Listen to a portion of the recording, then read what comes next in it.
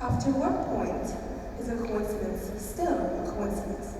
After how many times or chances after one event repeating after the other is it still a coincidence?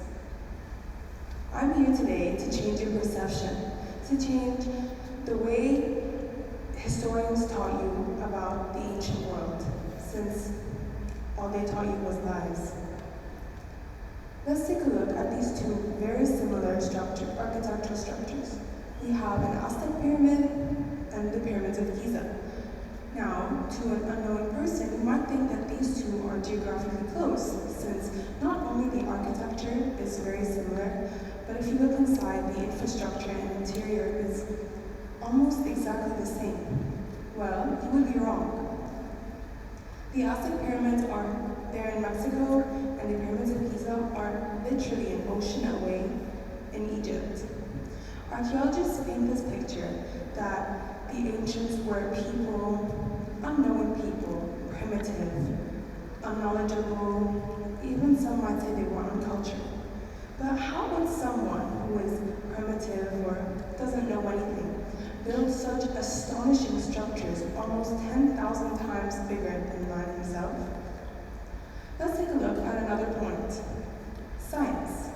In ancient India, we see the first ever signs of not just surgery for medical reasons, but cosmetic surgery as well.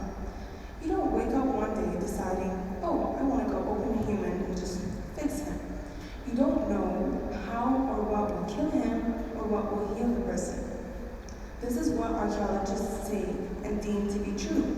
Another example, also in ancient India, is the use of herbs for medicine. You don't just know which herbs are going to kill you or are poisonous, or which herbs will heal you and make you feel better. Another example of this very idea is also found in Mesopotamia. The Phoenicians and the ancient Mesopotamians were amazing astronomers. And archaeologists say that they just looked at the sky because it was pretty, but that is not the case at all. Here's a clay tablet found in modern-day Syria depicting the celestial events of a certain year in their time. Archaeologists say that they just guessed every single solar and lunar and cosmic event that was present during the year. But imagine you were that astronomer. Could you have guessed every single celestial and cosmic event that happened accurately with 100% precision to the exact day, 365 times? No one could have done that. The chances of that would be 1 in 100 million. Another example would be the first sighting of notes or music. This was found in the modern-day Levant, and it's a clay tablet with a song. Now, how music works is different sounds or notes are layered on top of each other to create a harmonious melody. The chances of creating something that sounds good or something that sounds bad are relatively the same. However, what are the odds that the oldest sighting of music in the world sounded nice? Archaeologists tested this tablet and it created a very, very sweet sound. Not harsh or choppy at all. This just proves my point again. Archaeologists say that this is not even music. They say that this is just a guess or some scribbles on a tablet made of stone. One more example would be in ancient Greece. Greece is known for its abundance of philosophers, mathematicians, and scientists. One of those mathematicians you all know very well, Pythagoras.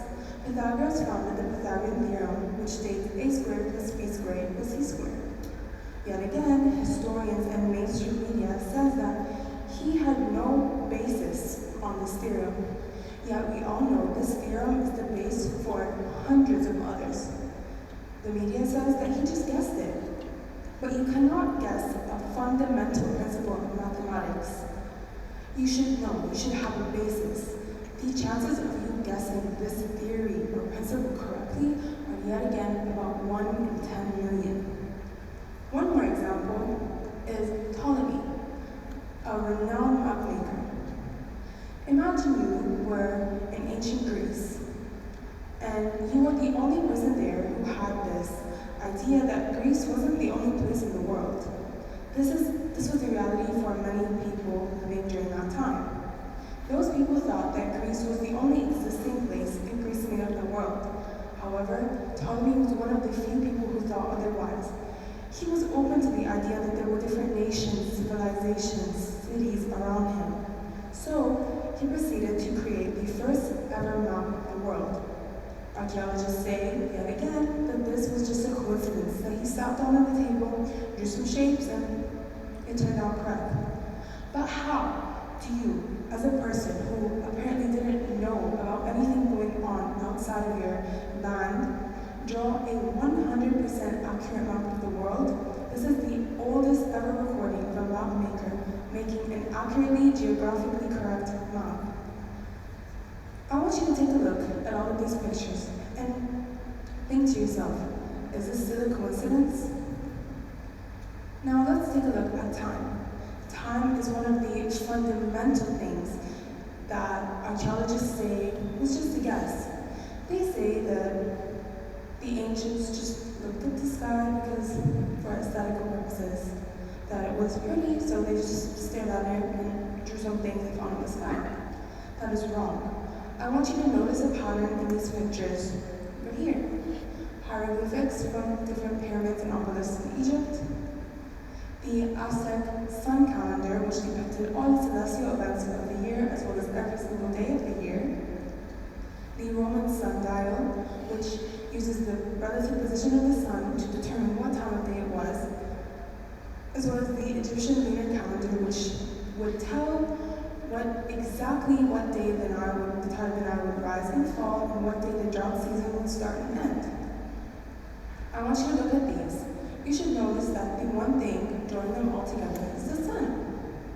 You can see that these come from different parts of the world, oceans, hundreds of thousands of kilometers apart, yet they all refer to the same thing.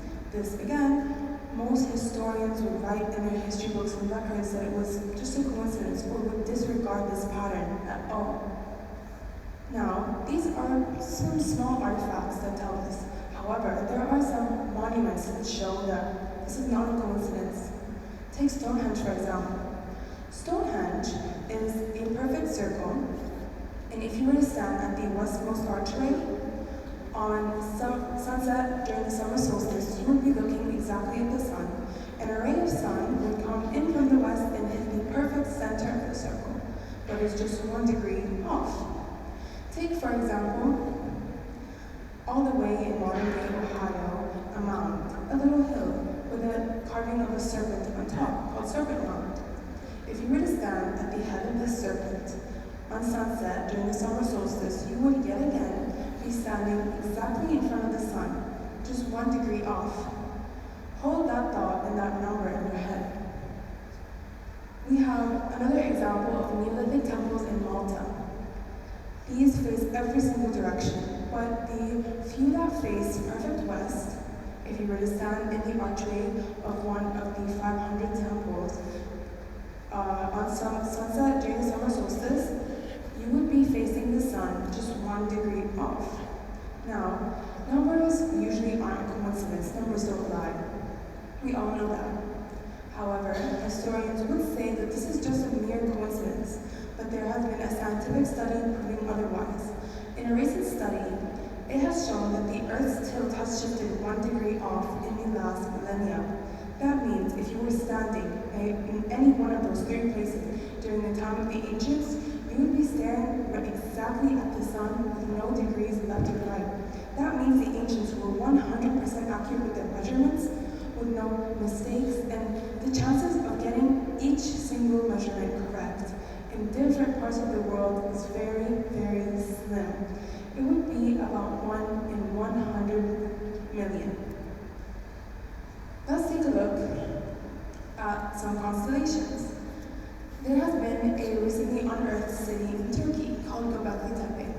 It is a massive city made up of cylinder-like homes with no roofs, and in the center of each of these circles is a boulder. The most preserved boulder stands 25 feet tall, and it has a carving of a scorpion. If any of you know, the scorpion relates to a constellation, the constellation of Scorpio that we actually use today for the astrological sign of Scorpio. These archaeologists say that the ancients stared at the constellations and carved them and used them in their rituals that honored the moon and the sun, just purely for aesthetic purposes. However, another recent study has shown that this was a place of worship. This was a temple to honor the celestial sky, so the sun, the moon, and the stars. Take a look at, yet again, all of these evidences. Is it still a coincidence, or are they rushing to the end? One more point are cataclysms. If you look to the mythology or the stories of the ancients, you would notice that all of them mention a cataclysm, a catastrophe that would end the world. Some of these catastrophes have actually happened. For example, in ancient Egypt, there was a story saying that a great fire would burn down a library containing the knowledge of the world. And so the Library of Alexandria burned down about 1,000 years later. Another example would be the explosion of Mount Vesuvius in Pompeii. They said, their mythology states that a huge mountain would rain in black and cover the scientific discoveries of the world. Another recent study also showed that Pompeii was the first city or nation to involve chemical studies. And some of you might not consider this, however, most archaeologists do. In coastal societies or coastal regions, they deeply believed in Atlantis, and they also all said that Atlantis would sink due to a flood or a huge wave that brought it under the water and never to be seen again. These are all real-life examples. However, if you look at some of these still present mythologies, all and every single ancient civilization depicted one of the three. An ice age that would freeze the world, a meteor a quarter size of the earth that would kill anything and anyone, and a flood, a giant flood that would make the earth into just a ball of water. If you notice carefully, all of these have to do with catastrophe. All of these depict basically the same thing, that the world is going to end based off a natural disaster and not from humans. I want you to notice, yet again, if any of you know or read about mythologies, you would notice that all of these three are from the same exact date, 12,800 years ago, exactly. Every single mythology, whether it's from East Asia all the way to Africa to North or South America, they all say that one of these catastrophes will happen exactly 12,800 years from their day that would end the world. Is it still a coincidence, or are archaeologists rushing to the end, to the finish line, just so they can get the money and the profit, instead of actually looking and analyzing and perceiving how smart and how marvelous and advanced these ancients were? Do you think that if the ancients knew that all of their work would be disregarded or thrown to the side, they would have done something different to preserve their knowledge? Let me ask you this question again. Do you still think that all of these are a coincidence, or is there a bigger pattern? Thank you.